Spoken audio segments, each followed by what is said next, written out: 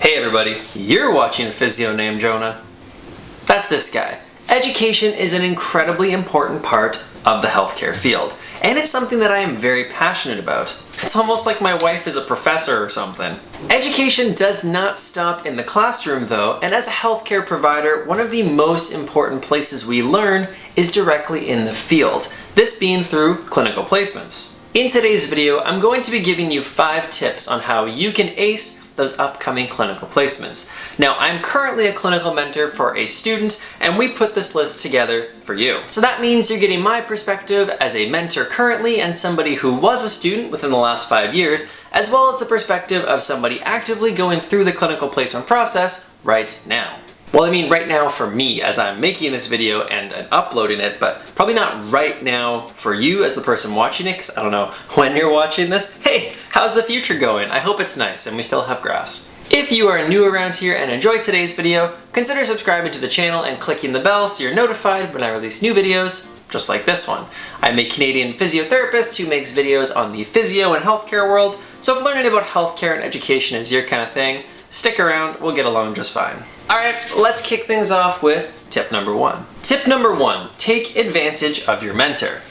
Okay, I know that may sound a bit funny, but hear me out. What I mean by this is take advantage of the opportunity that you have to work with a mentor. Ask them questions, seek out critiques, ask them to run through certain skills with you. It is an opportunity that you have to work with a clinical mentor, and as a mentor myself right now, we're usually really interested in making sure that you understand and help the learning process along.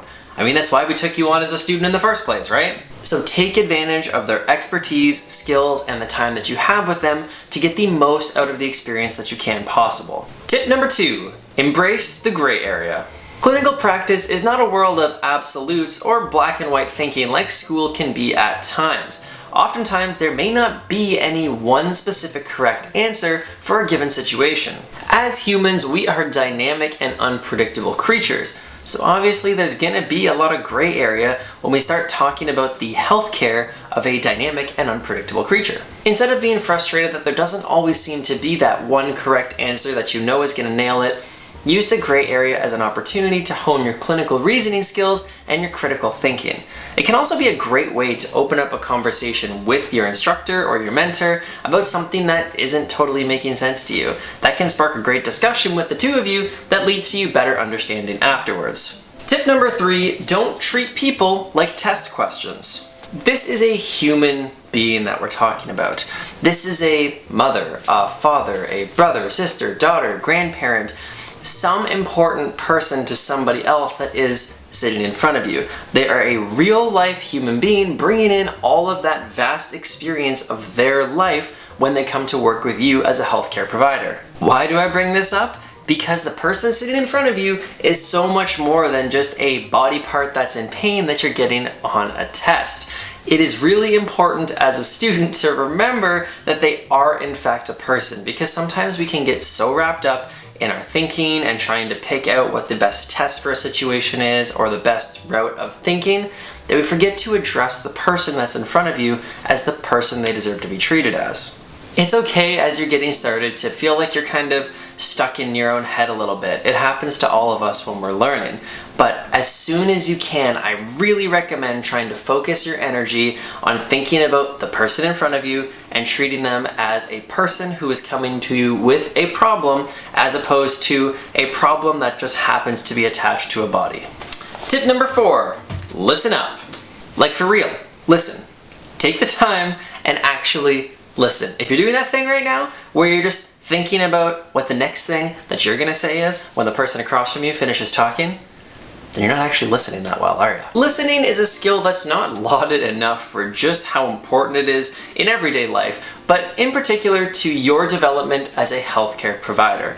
I mean, obviously there's importance in listening to your clinical mentor, they're sharing things with you, they're trying to make you better. Yes, of course, listening to your clinical mentor is an important point of how to get better. It is crucially important though to also listen to the people and patients that you are getting the opportunity to work with. Patients are not often respected enough for the learning opportunities that they provide. Listening to them and really focusing on the information they're giving you and what you can draw from that situation can boost your maturity as a healthcare provider very quickly. I mean, how better to learn about how a certain thing presents in the real world than listening to a person who is experiencing that exact same problem. Tip number 5, look out for number 1. Yeah, so take advantage of your mentor and look out for number 1. Don't be a jerk about it though. What I mean in this instance is that as a student, it is massively important for you to take ownership and initiative when it comes to your own education. At the end of the day, you are the one who is there to learn, so advocate for yourself to get the best learning experience possible. If there's a specialty offered at the location that you're placed at, then talk to your mentor and see if there's a way that you can spend some time shadowing or getting to work with those patients. If there's a certain technique or skill that you want to leave this placement being better at or understanding how to do, then tell your mentor that so you can make sure that during your time there, you run through and learn how to do that skill. Of course, be respectful, but don't be shy. Your education is worth taking ownership and initiative over so that you get the best experience possible. Mentors are often very likely to respect how much you care about your education anyway, so take the time and speak up for yourself. One more time from the top, my 5 tips to help you ace your clinical placements are to take advantage of your mentor, embrace the gray area, don't treat people like they are test questions, listen up, and finally, look out for number 1. Thanks for sticking around to the end of the video. I hope you enjoyed this video and it was helpful for you as you prepare for any of your upcoming placements. If you have any questions, please feel free to drop them for me in the comments section down below.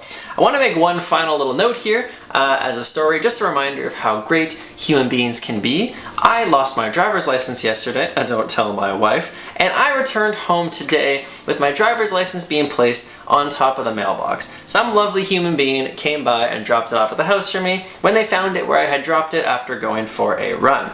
So just a quick reminder that people are good, there is so much good in humanity. I hope you have a wonderful day, but most importantly guys, as always, move your body, have a laugh today, and I will see you at the next video. Don't treat people like test questions, listen up, and I forgot the last one. Your mentor, embrace the gray area, listen up, and finally, I still can't remember what the last one is.